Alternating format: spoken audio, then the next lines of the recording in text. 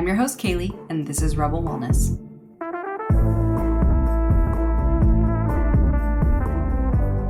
You've just tuned in to Rebel Wellness, the podcast that's here to revolutionize your approach to personal health and well-being.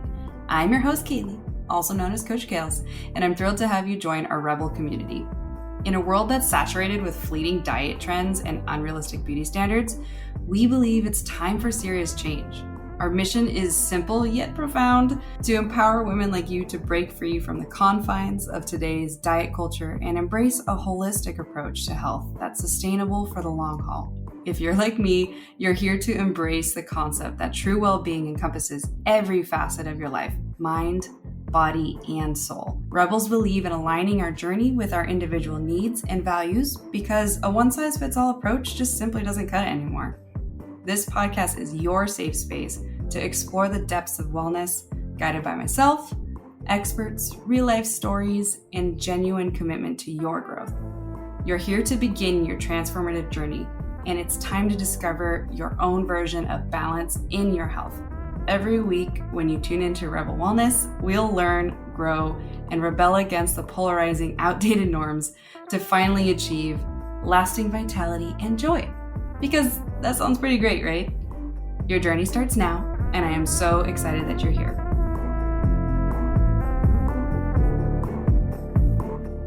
Welcome back to our third episode of the Scary or Not series here for our spooky month of October. If you're listening to this not in October, then that's okay. Every month is spooky here nowadays. I'm just kidding. But honestly, in a world that profits off your overconsumption materially and nutritionally, it can be honestly quite a scary attempt to switch towards a more health promoting nutritional lifestyle, right? And maybe you were raised in a family that had lesser health promoting habits. Maybe they were only able to afford certain things. And unfortunately, most of the cheap food is usually less nourishing, unfortunately, here in the US at least. Not all of it, but quite a bit of it. And maybe your ethnic background pushed you to always clear your plate and get seconds. Or maybe you adopted the eating habits that your partner has, and you're finally over it. Or maybe you just were never given the skills to know how to better nourish yourself, like cooking or building a well-rounded meal, etc. However you resonate with this concept, today I'm going to riff on how challenging and even scary at times it can be to make major nutrition and lifestyle changes. So make sure that you stick around into the second half because I'm going to be sharing my best tips to make it more simple, accessible, and hopefully welcoming in general, because making the shift to taking care of your body through your nutrition is single-handedly the best thing you could do for yourself and your family for your rest of your life. And I'm not biased here. Nutrition is literally 80 or 90% of whether or not you have a more challenging disease-ridden long-term life outlook or trajectory rather, or not. You know, nutrition is really underplayed, and it's more and more underplayed as time goes on with the way that our capitalistic society kind of promotes unhealthy eating, because the less healthy you are, the more DoorDash you do, the more Starbucks or Dutch Brothers or any of those different places you go and get every day, the more money other companies make, you know? And unfortunately, that is what really drives our food media and the food noise that we have going on nowadays. So if there's anything that I hope you get away with today, is that it's actually not scary to shift towards being healthy. You just have to get in the right mindset and have the tools in your pocket to stay on track for the long term. And I'm going to give you all of those as much as I can today. But as always, real quick, a little housekeeping. I want to welcome you here to the show. I am so glad that you are listening. If you are new here, if you're a ride or die, hello again. So glad to have a little squad of rebels now. It's been really fun. I would love to invite you to come follow and join our community on Instagram at Rebel Wellness Podcast, or my flagship coaching page where it's got lots of good stuff, including tons more tips for the concept of today and a lot of everything else at Coach by Kailes. And I would love for you to come join our newsletter for the good, fun, awesome stuff that is coming down the pipeline at coachkailes.com. You can join the newsletter anywhere on there, or you can actually grab some freebies that I have on the freebies page. So go check it out. Come join our community. I am so happy you are here. But without any further ado, let's get into it. So for this first bit, I'm going to chat a little bit down and dirty in the real conversations of what might be bringing you into a headspace where becoming healthier or being quote unquote healthy might be scary for you. There's so many angles, and I don't think I'm actually going to get to cover all of the ones that I really would like to. I'm sure I'm going to listen back to this and be like, man, I should have said this or whatever, but I'm going to try to cover as many things as possible. But I would absolutely love if you want to throw me a little voice message or a little message in general in the DMs on the Rebel Wellness podcast page and share your story. If anything resonated with you, I would love to hear it. I love to talk to you guys. And I'm so interested in everybody's individual story because it helps continue to round my opinion and worldview in general around these topics. And it's really important to me. The little nerd in me loves to build as well-rounded of an opinion and thought process as possible. So if you had other scenarios or situations that this chat made aware for you, or made you more aware of rather, I would love to know. So feel really welcome, and I'm a non-judgmental space. I love hearing stories, so definitely share them with me. But with that said, some of the most important steps to making eating healthier less polarized is first realizing that the thing that I like to tell people all the time, I should probably make some stickers or something, is that food is food. And I know that is such a blatantly obvious thing to say, but when you really think about it, it comes down to that anything that is food is mostly something that your body can digest and hopefully utilize. Unfortunately, there's a lot of food nowadays that isn't food. It's food to be made into sort of food. And that's food that I usually like to steer far, far clear from. Wouldn't touch it with a 10-foot pole. And that's usually like lab created meats and really highly processed and colored crackers and stuff like that. If it looks really processed and unnatural, it's questionable if it's food is food, you know what I mean? But FDA says you can digest it, so then it can go on shelves. Unfortunately, our regulators here in the US are very financially driven, so they'll usually pass a lot of stuff until it has like very significant issues coming through with the public and lawsuits made where they're like, okay, just kidding, that's not food. So I have to kind of give a little caveat there for a moment because that's important to acknowledge, because not all food nowadays is food. But in the grand scheme, the group of food I'm talking about is more in the sense that if it's like dominantly natural, it's just food. So I want you to think about food as it doesn't have a bad or good label to it. We've labeled things bad or good. Take those labels off. That's one of the first things that I like a lot of my nutrition clients to do, because it's important to understand that how much of the food you eat and how frequently is what determines its effect on you. It's not innately a bad food item. No food is innately bad, right? A lot of us casually consume alcohol. A lot of alcohol will kill you. Not that much alcohol will kill you slower. Just kidding. Oh, kind of not kidding. But in reality, that's why we can get away with some very blatantly bad things that we can still consume more casually. So alcohol is an extreme example, but it's important to think about it like that because, yeah, you can eat ice cream and it's not a bad food item. A lot of it, yeah, definitely probably not great. But majority of natural ice cream is just cream, sugar, eggs, milk, water, ice, and whatever flavors they want to mix into it. Those items, when you break food apart like that and you think of ice cream as those items, those are natural food items that, again, are not innately bad for you. In high consumption, yes. Can your body utilize it in a smaller amount of consumption? Yeah, totally. And they're just energy molecules, So I want to start off that concept for you because it's really important to unlabel a lot of foods, because that's where we get into not only too much polarization in our understanding of food, especially for ourselves, but it does tend to lead towards eating disorders. And I do want to make it very aware that there are people listening to this chat today who might struggle with an eating disorder, might be in the middle of one.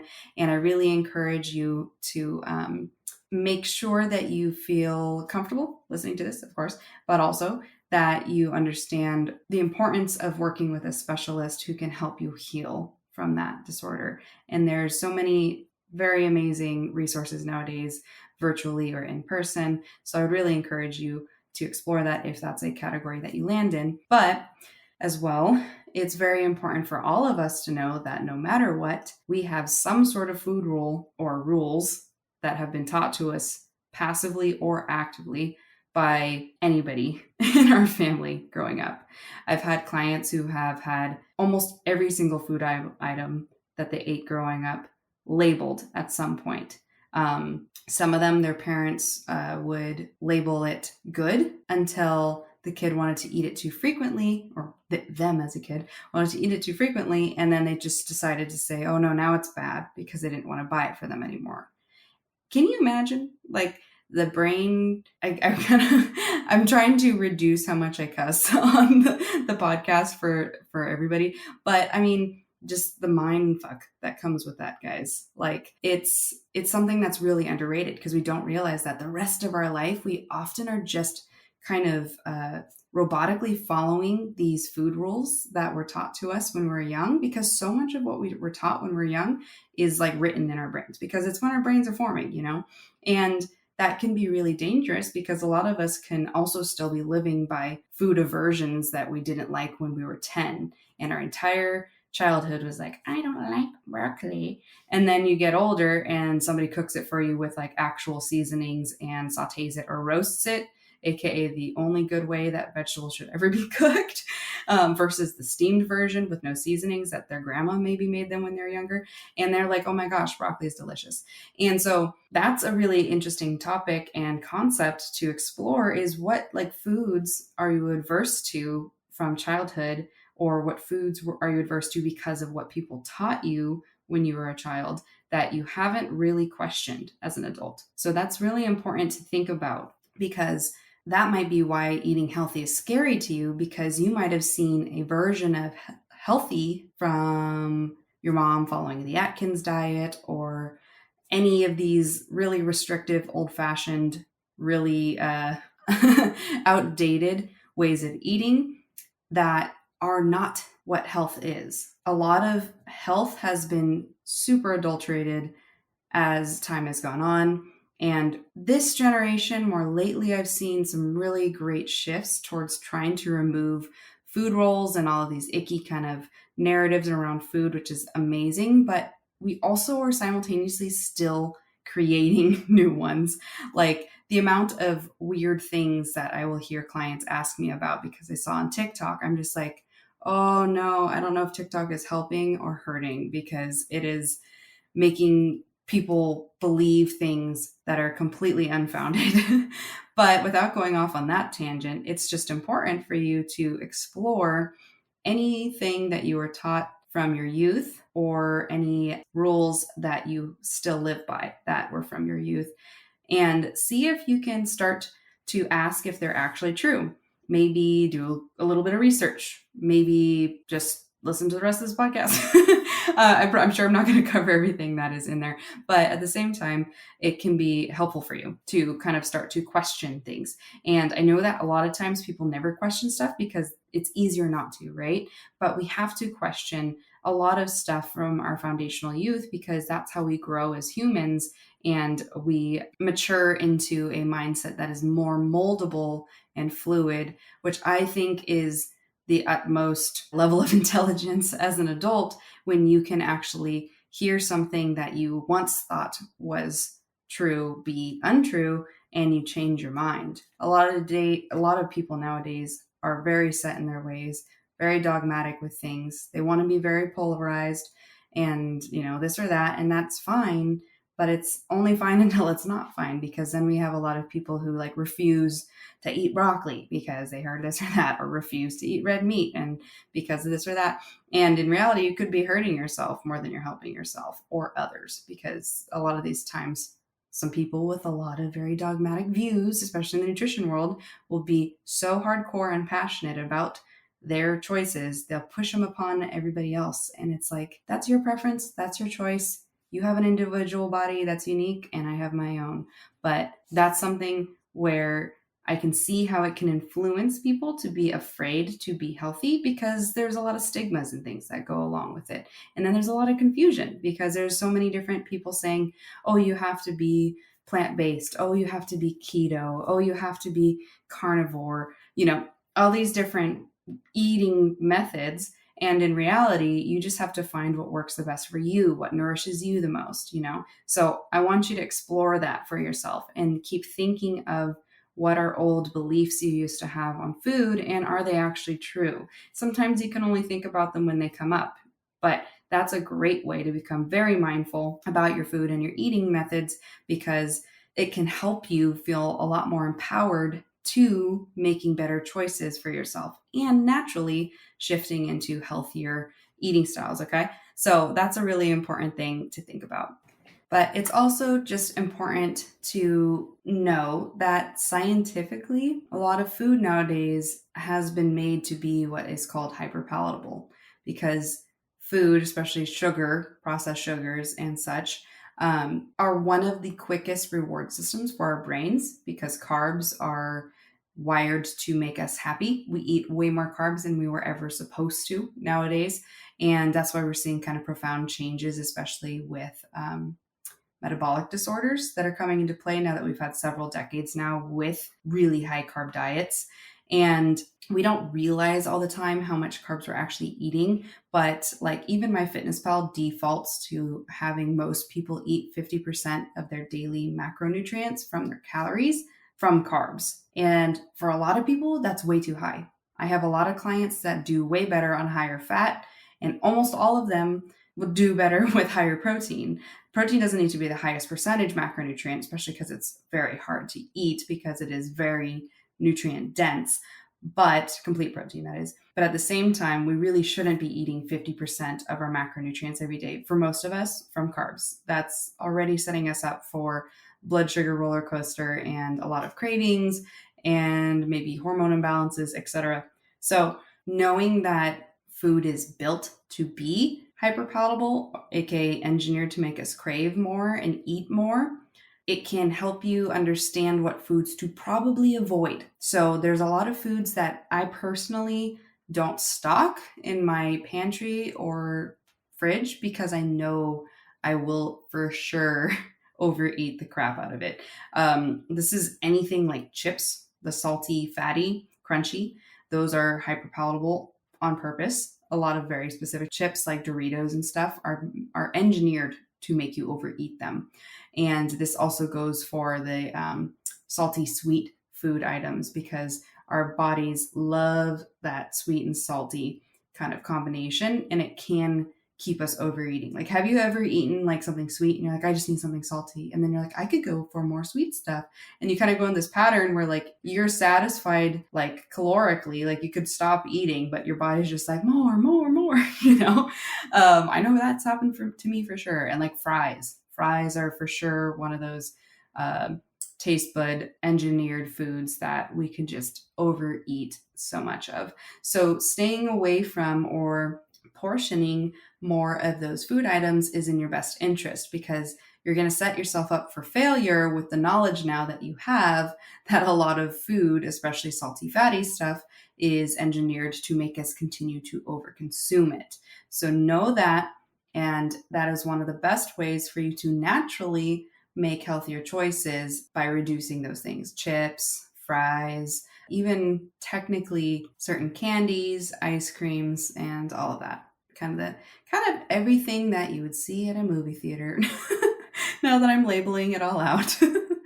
Or listing it all out. But anyways, that's important to know. And I really wanted to talk about that because those Food items, especially for somebody who has never taught that concept or understand that in general, are not necessarily at fault that they get addicted to it. And everybody has the opportunity to make a choice. And now that you are armed with the knowledge, you can make that decision how you go out to battle because now you have no excuse. You're all like, I'm about to get off this podcast. But no, trust me, it's important to know that because you're going to really save your arteries. You're going to save yourself from diabetes. Like there's just a plethora of issues that hits every single person who overconsumes these hyperpalatable foods. But with that said, it's unfortunate that a lot of us are not taught anything about nutrition or food in school. A lot of it is just what comes upon us from the decades of toxic diet culture and the outdated science from our families or friends and just things that we're kind of surrounded by. Some schools do teach some nutrition stuff, but again, they usually follow the food pyramid, which is also influenced by big food corporations. If you don't believe me, just Google who funds everything on the myplate.gov, and that will really show you as you go down that rabbit hole who is paying for the food pyramid. And you actually can look into the history of the food pyramid and see that now grains are the base foundation of our pyramid diet, and historically they were not. Historically, they were not. So that's to say something there for you because Big Grain is an insane money-making company. I had a client once whose cousin inherited a grain silo on the East Coast, and he told me, without me even prompting any conversation about Big Grain, that when you own a silo, you basically can print money. That's how much money you make off of having grains, access to a silo and selling grains. So if that random comment my 80-year-old client told me once doesn't help back up the well-known knowledge that Big Grain makes a lot of money, there you go. But along with that, the outdated science that I was kind of talking about that you might hear from like family or magazine tabloids in the past that we kind of still just carry on into adulthood are things like eggs are high in cholesterol, so cholesterol is bad for you, don't eat it. Spark notes, cholesterol is necessary. We actually need it. And it's a steroid that helps a lot of systems in our body. And it's what kind and how much of what kind is what actually is bad for us, not cholesterol in general. So if you read labels and you see cholesterol on there, it's just a part of food items, usually animal-based products only, because we make cholesterol. I'm not going to continue down that tangent, but another thing you might have heard is butter is bad for you. Here, have margarine. As we know, margarine is worse for you. Red meat is bad for your arteries. Untrue. There is no scientific studies actually done on whole, right off the cow red meat. It's only done on people who ate like processed nitrated bacon, sausages, and processed meat. So if you really wanted to get specific about what meat of the red meat varietal is bad for you, it's processed red meat. It is not red meat in general. Red meat in general is extremely nutritious and has a ton of essential minerals and vitamins that especially the female body needs because we bleed every month. So if you're somebody who has been avoiding red meat because of propaganda, I would encourage you to at least eat some red meat, especially if you enjoy red meat around your cycle, and that'll serve your body very well. And you might have also heard people just say, eat chicken, only eat chicken. But if you only eat chicken breasts especially, they're very high in omega-6s and they can contribute to inflammation if you are not balancing out your diet with omega-3s. And don't do salt. Salt is bad for you. We already know this is super wrong and outdated, and it's especially been getting debunked the last several years, at least in the nutrition corner of the universe on the internet. Salt is necessary. Salt is only bad for people who overconsume fast food frequently. So if you are somebody who is constantly eating fast food, salt is already laden in a lot of your food items. Therefore, that's where this kind of advice to have less salt came out, because a large majority of Americans were eating processed foods, fast foods, and packaged foods. And those foods are already naturally higher in sodium while having less of a salty taste. And so when you cook food at home, your half a teaspoon of Himalayan sea salt is actually hardly any sodium, but it'll taste very salty. And you need good quality sodium in your body because it's an electrolyte. That's why when basketball players go down when they're playing and they have a huge calf cramp, they'll give them a salt tablet. That's because they're usually massively depleted in their electrolyte balance. And that's why muscles cramp. Because think about electrolytes as little communicators for your muscles in your body to your brain, and your brain shoots out a little message saying, hey, do this thing. And then that muscle, if it's not in a balanced electrolyte position, will be like, hey, I don't know who you're talking to. And then it cramps up. That's my metaphor for understanding why electrolytes are essential and what they can do to your body when you are low. From an extreme example, so you can kind of get a better understanding that salt is not bad for you. It is actually essential for your body. So I would love to continue to go through and debunk all of those little things, but I will do a different episode on this. So I would love it if you're listening and you had several of these kind of rules you grew up with or more, pop into your head, DM me them, and I'll include them in my future episode about debunking all of these kind of myths or just phrases that we grew up with and became like food rules for us, because it's kind of overwhelming and interesting, because sometimes we never debunk them, or somebody never specifically debunks them, and it's so helpful too. But anyways, I want to switch your mindset now as we shift into this next part of the chat to understanding that we're going to use the word nourishment because I prefer to use it instead of healthy, because healthy has gotten really convoluted nowadays and simultaneously can mean different things for different situations for different people. So we're going to rewrite it together now as nourishing, because to nourish is to provide with the food or other substances necessary for growth, optimal health, and good condition. So nourishment is my preferred term when talking about a food item being healthier, because we want to think about it in the sense that it's going to provide something for your body. Nutrition has always been about what are you consuming that is providing something for your body. Historically, we have always consumed foods that nourish us, or try to consume foods that nourish us. There's a weird old-fashioned way of thinking that everybody before us ate better than us or perfect. Like, I think it's hilarious. A lot of I sat and thought about this one time, that we refer back to cavemen ate this and Paleolithic times they ate that.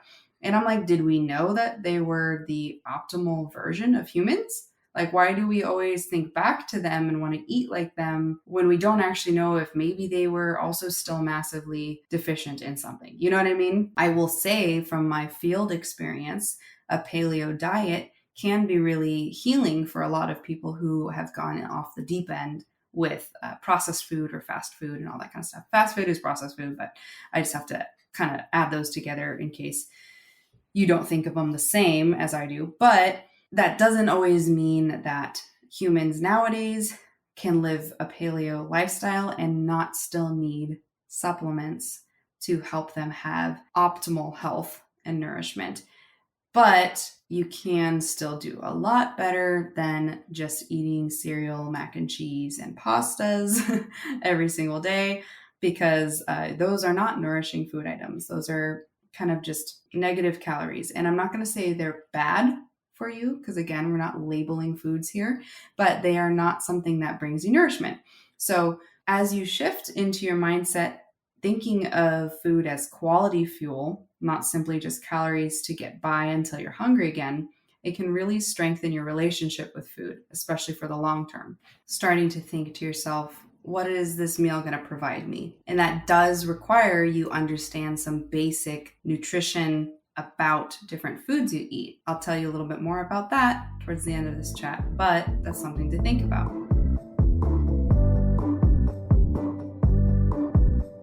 A next tip that I would say is start slow with your approach to shifting towards a healthier lifestyle, or, as I was saying, a more nourishing lifestyle. Instead of taking things away, add nourishment in. So think about your diet right now, eat the same as you are right now, and add more protein, add a side of veggies, Add more fruits that have antioxidant properties like blueberries or blackberries. Thinking about your meal right now and adding nourishment to it can oftentimes help you feel more satiated and still get more of the nutrition that you're really looking for into your daily diet without the restriction of removing things. Oftentimes, you'll naturally start to remove those other things that were really not serving you because you'll start to find that you are maybe more full. Yeah, it's always a good practice to eat the protein and the fiber on your plate first, and the fats, depending on whatever you're having. So, like avocados or something that's involving an oil, like if it has butter or something like that. And then going for the starchy or carby stuff, like your mashed potatoes or your corn or rice. Eat those last. And you'll probably find, especially if you continue to work on eating a little slower, that you're satiated and you don't have to finish your carb as much, your starchy carb, that is. And it's really, really important for you to kind of understand what foods are what on your plate. And luckily for you, I have created a crazy simple guide that is all about macronutrients for your grocery list. And also, I categorized every single popular macronutrient item that's a natural source and put them into each category: fats, carbs, both starchy and fibrous, and proteins. So you have a whole big list of ideas and categories to grab from, because it can help you make rounded meals. I call them rounded meals as a rule. There's a lot of different terms that people have for it, but you can get that for free on my website, coachkailes.com, if you go to the freebie section, or you can just go to stan.store/Kailes, Kailes, and snag it there for free. And it's everything that I coach my clients on in the macro methods, because they're literally the best way to simplify food and enjoy every meal. Like, not kidding. And I'm trying to create as many resources for you as possible, because I want you to master these skills and understanding about your food, because it totally demystifies food altogether for you. And ultimately, that is the best way to get into nourishment and to not be scared of being healthier, because it's not boring and it doesn't have to look as conventional as we've made it nowadays. So go to my website or the Stan store, grab your free download. I made it for you. So enjoy that. But the rounded meals rule is make sure that every meal has a good quality protein, healthy fat source, and fibrous carb. You can also always add in a starchy carb and other things like that. Maybe not every meal will have each one of those category items, but I'm saying meal, not snack.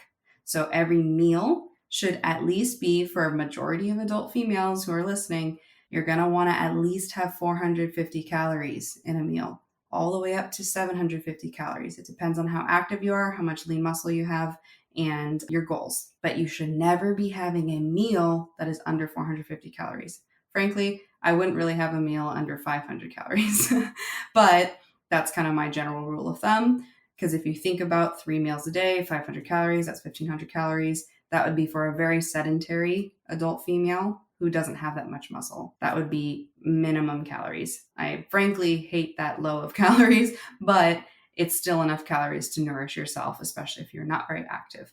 The fun thing about putting on muscle, ladies, is you get to eat more and it's more fun and your body composition is healthier.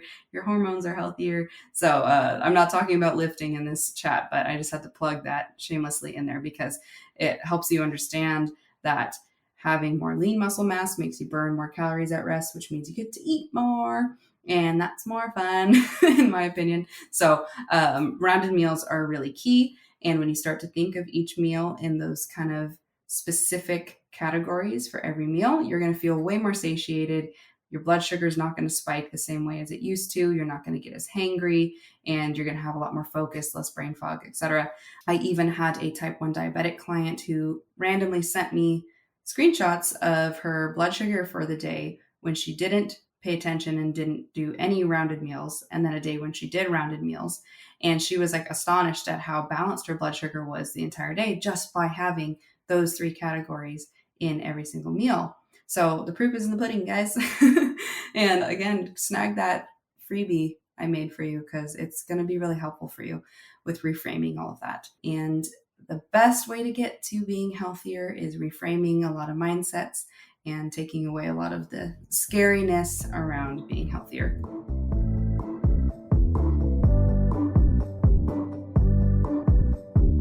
Speaking of mindfulness, another step you can take to reduce the stigma and scariness of being healthier with your food is to work on the mindfulness with your cravings. So this is an inside job. This is something that I'm not going to get really deep into because that's something that honestly I think is better dealt with either with your journal or with a therapist or anything that you find to be beneficial for you on your own. You can also tell me about it if you want to. But you have to ask yourself when you are feeling a craving come on or a habit in general that involves food of what is influencing you right now. So what is externally in your environment, what is influencing you?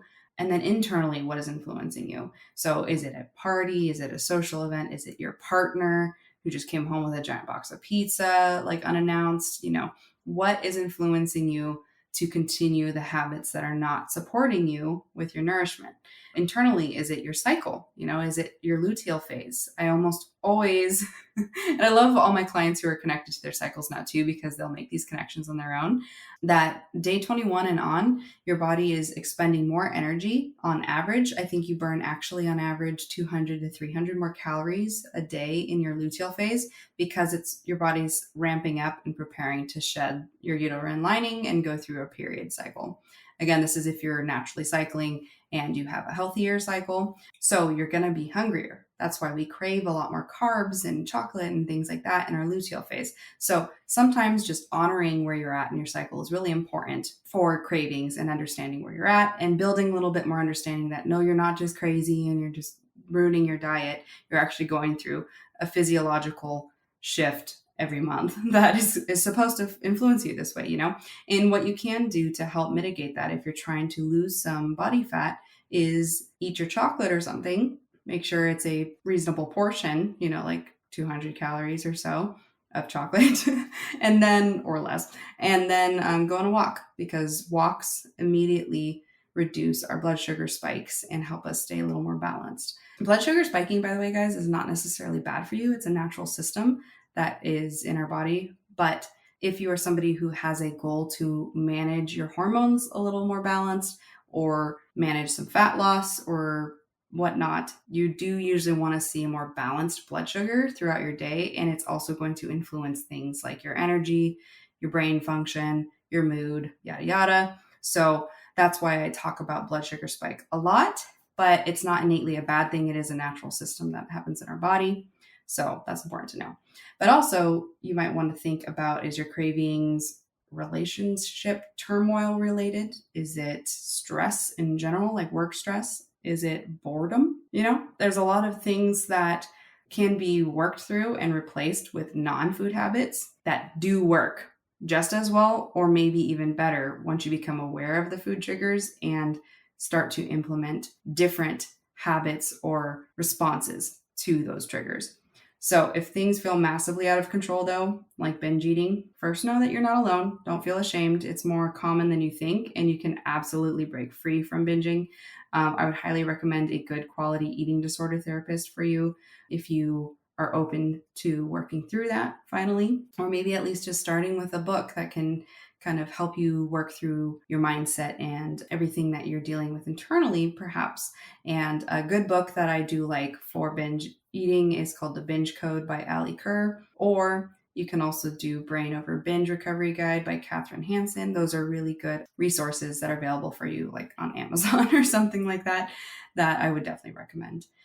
So I would love to go into that deeper because there's so much we could talk about, especially with like hundreds of female clients I've worked with and all of them having very different things that influence their food behaviors. But I would say dominantly, it tends to land between where they're at on their cycle, stress of any type, especially relationship stress, honestly, and boredom. Those are the main categories that I see people land in that influence their relationship with food.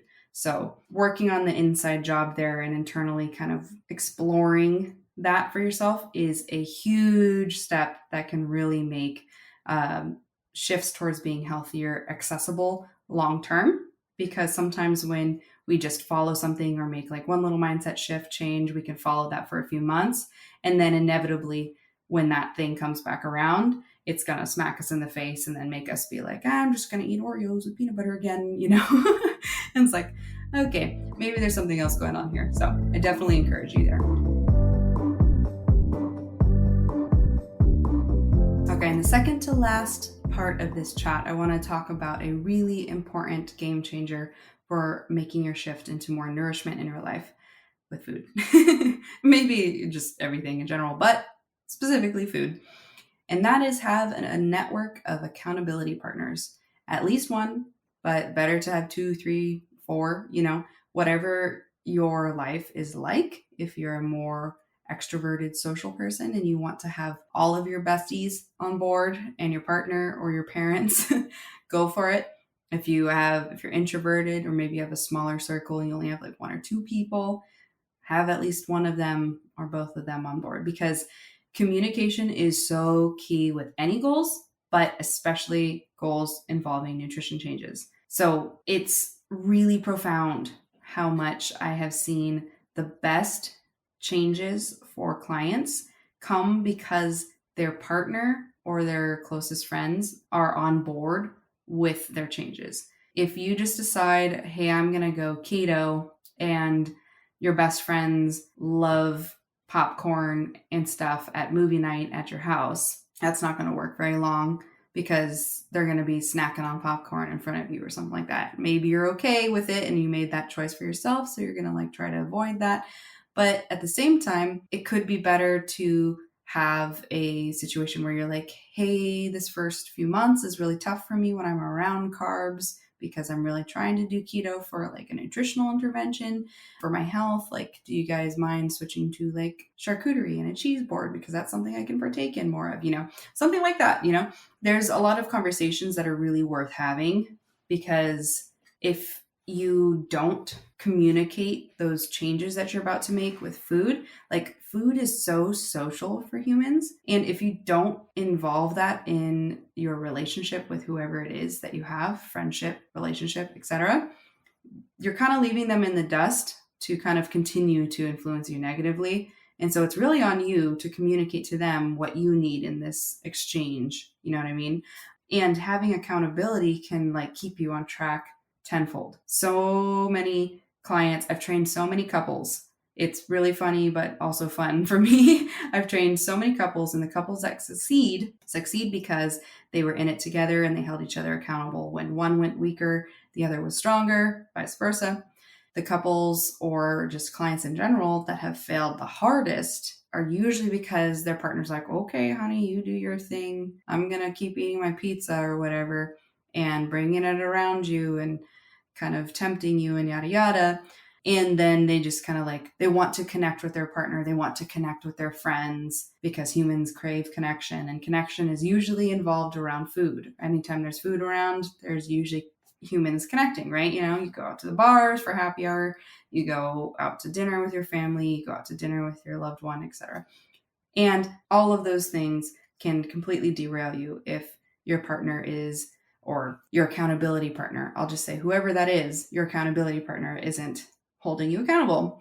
And so that can be really tough. And sometimes there's people who succeed with 0% support from anybody in their life, no matter how much they communicate to them and ask for help.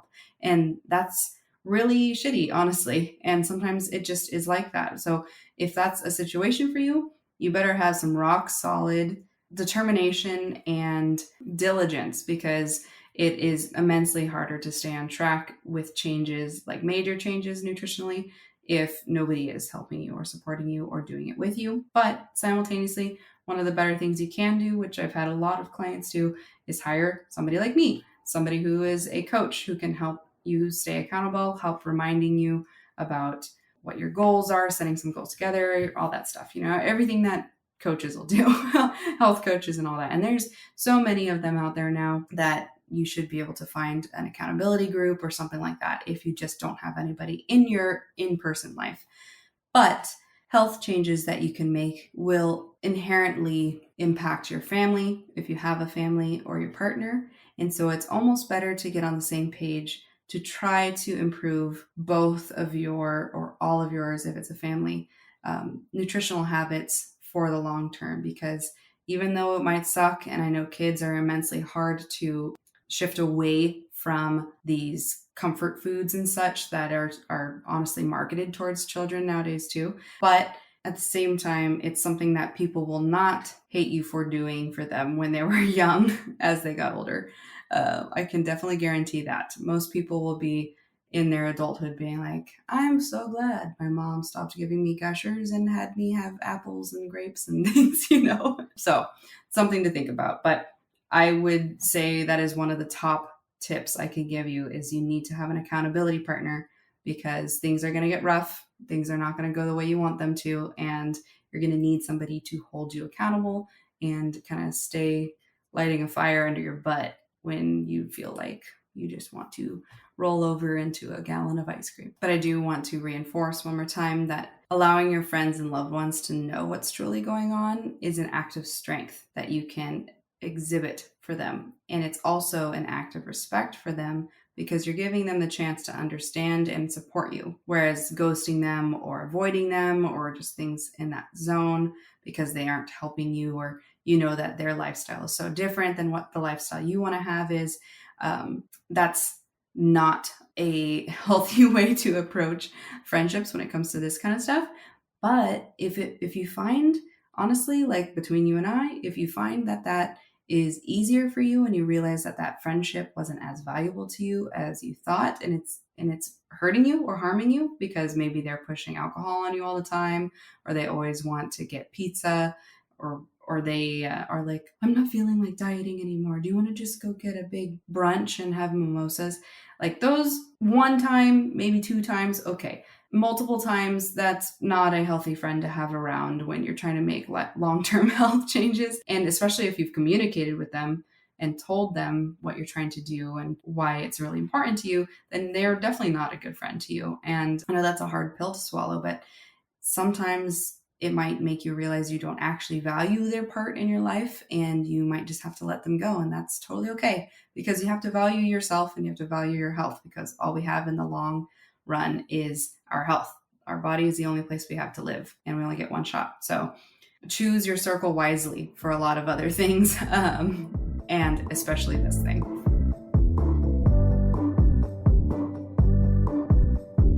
So I'm going to finish out today's episode saying that the last top tip I have for you with making healthier nutrition choices less scary is to make the conscious choice to commit to yourself and your health. I'm going to say that one more time. You have to make the conscious choice to commit to yourself and your health. You have to have radical responsibility over your choices with your food. Radical responsibility means that you accept responsibility for everything that influences a choice that you make in life. And that's so important when it comes to your health, because if you stop blaming other people or stop looking at this or that and the other, it can really help you be in your power to make the best choice for your health for the long term. And it never requires linear perfection. It always requires consistent effort. So consistency can be kind of a bumpy dotted line, but if it's moving up, that's where we want it to go. Let's keep moving forward. So just remember that any opportunity to make the next best choice is your best move. So that doesn't mean, okay, I'm starting on Monday. That means, okay, dinner tonight is going to be better. Dinner tonight's going to be a rounded meal. Dinner tonight's going to be something that nourishes me. You know what I mean? So I hope that helps you feel a little more empowered after this entire chat today with picking nourishment over comfort. And sometimes nourishment is comfort food. You just have to get creative and get a little spicy in the kitchen. Maybe you have to go take some cooking classes. I freaking love cooking classes because they help people feel so much more comfortable in the kitchen. And that's something I didn't talk about, but that's something I'm already thinking of things that I wish I talked about earlier. But learning to cook and build skills with cooking and how to make cooking in the kitchen more efficient with less dishes can really take the scariness of more tasks on your plate away. Because I know that DoorDash can be so easy seeming because you just come home and you throw all the plastic away after you eat. But there's so many hidden things involved in that food, and it's also not good for the environment. The amount of plastic waste that we've had has increased exponentially since the pandemic, and it's definitely not good for the environment. So at all angles, it's so important for you to learn how to take care of yourself and nourish yourself, and that does involve cooking, and that also involves all the other things that I listed above. So I hope that was helpful for you. I would love it if this was valuable to you, for you to share it with somebody you think needs to hear this chat today. And I'd love for you to screenshot this episode, share it on your story, and tag me, or just give me a follow if you haven't joined the community yet, again, on Instagram. And something exciting that I've been working on, that's a big master course to help you better understand the food you eat, that I am teaching you the exact skills of. I talked about a little bit today, but I have taught these skills and honed them in over the decade. I have been coaching literally 1,000+ women over the years, how to build lean muscle, lose excess fat, and maintain a healthy physique without dieting for the last 3 years for myself personally. But I've been practicing these skills for a decade now, and I've wanted to finally put them together in a pretty little course package for you. So if you want first access to when that course launches, make sure you sign up for our mailing list on coachkailes.com, and or follow at Coach by Kailes on Instagram. That's my page. I'd love to come say hello to you. I always welcome my new followers when I get them. So come say hi. I would love to see you. And anyways, I hope that this episode resonated with you, and that you think of your nourishment as less scary, because that's what we want, right? But all right, Rebel, that's it for today's episode. I hope that you can celebrate your strength and nourishment, walk with confidence, and I will catch you next week on another episode of Rebel Wellness.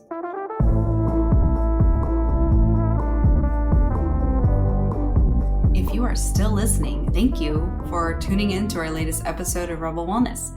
If you've been enjoying our conversations around health, fitness, and wellness, I have some exciting news for you. So if you would love to join our newsletter group, you can join us on coachkailes.com, or you can join my Stan store at stan.store/Kailes, Kailes. And that's an awesome opportunity for you to snag some freebies that I've created, including a macro hack grocery list that is going to help you kind of design a custom grocery list, especially for following macronutrients, because as you know, if you didn't listen to my Macros in May series, I would go back to those episodes, because it has been a game changer for so many of our listeners for getting more on top of how to shape their physique and their health goals with the food they're eating. So don't sleep on that. Go get your free download. Or I also, for fun, have a little 14-day ab challenge that I actually have used with my clients, and my clients have had some really surprising that only in 14 days you can have such great progress with your core strength and your abdominal muscle tone in general. So that is also free on my Stan store. So again, STAN, like Stan the man, stan.store/Kailes, and you can also join our newsletter from that. And if you would like to reach out to me, chat, maybe work together, you can also contact me through my website, coachkailes.com.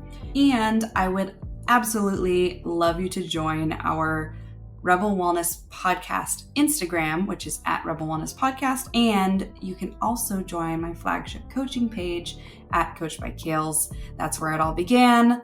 That's where I share the most kind of custom to what I work on specifically with my clients on that page. So join that one. It's all feminine wellness focused, and I share some great stuff, some goofy stuff, things that you just don't want to miss, as well as healthy recipes and things, and easy recipes, because we all kind of need some easy grab and go things, don't we?